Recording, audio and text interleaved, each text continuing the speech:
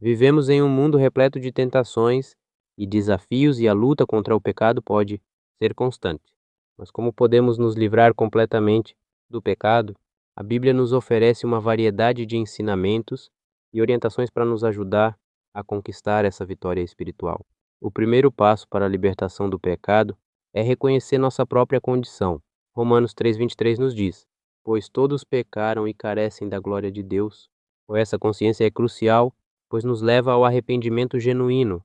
Em Atos 3:19 somos instruídos: "Arrependam-se, pois, e voltem-se para Deus, para que os seus pecados sejam eliminados."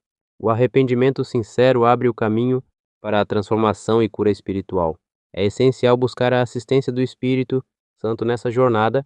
Em João 14:26, Jesus nos promete o Consolador, que nos guiará a toda a verdade. A dependência do Espírito Santo nos capacita a resistir às tentações e a viver de acordo com os princípios de Deus.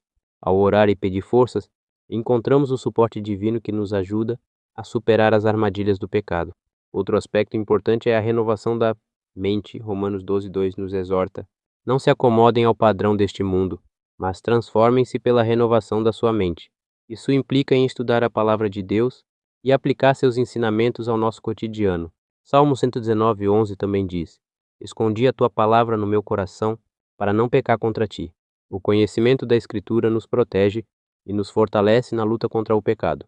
Por fim, a comunidade é fundamental.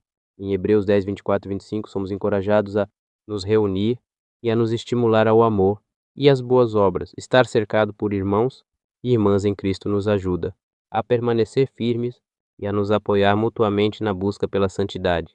O compartilhar de experiências e desafios fortalece a jornada coletiva em direção à libertação.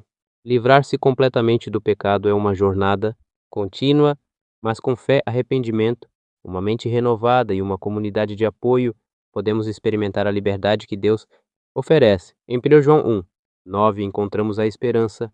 Se confessarmos os nossos pecados, Ele é fiel e justo para nos perdoar os pecados e nos purificar de toda injustiça. Que essa promessa nos encoraje a buscar diariamente a libertação em Cristo. A origem do pecado remonta aos primeiros capítulos da Bíblia, onde encontramos a narrativa da criação. Em Gênesis, Deus criou o homem e a mulher à sua imagem e semelhança, estabelecendo um relacionamento íntimo e harmonioso com eles. No entanto, essa harmonia seria desafiada por um ato de desobediência que mudaria a história da humanidade. O fruto proibido do Jardim do Éden, simbolizando a rebelião contra o Criador, se tornaria o estopim do pecado. A tentação, representada pela serpente astuta, seduziu Eva a comer do fruto. Sua frase, "certamente não morrerão", sugere a introdução de dúvidas sobre a palavra de Deus. Essa ação trouxe à tona o desejo de ser como Deus, conhecer o bem e o mal, e foi a primeira quebra da aliança estabelecida entre Deus e a humanidade.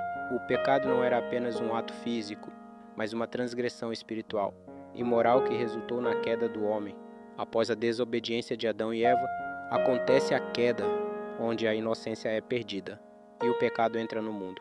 Gênesis 3 descreve as consequências dessa escolha: a dor, o sofrimento e a separação de Deus.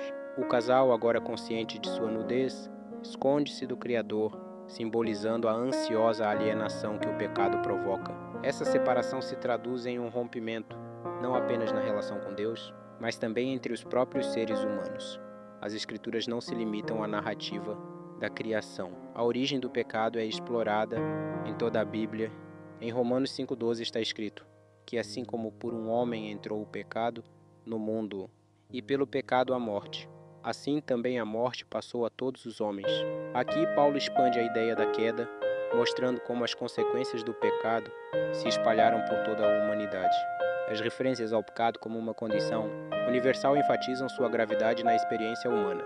Contudo, a Bíblia não oferece apenas um retrato sombrio do pecado, mas também a promessa de redenção. Em Gênesis 3:15, Deus declara que a semente da mulher esmagará a cabeça da serpente, uma profecia que aponta para a vinda do Messias. Ao longo da narrativa bíblica, testemunhamos não apenas a gravidade do pecado, mas a intenção de Deus de restaurar e reconciliar a humanidade através de Jesus Cristo. O pecado, portanto, não é apenas um destino, mas uma antítese à esperança e à salvação.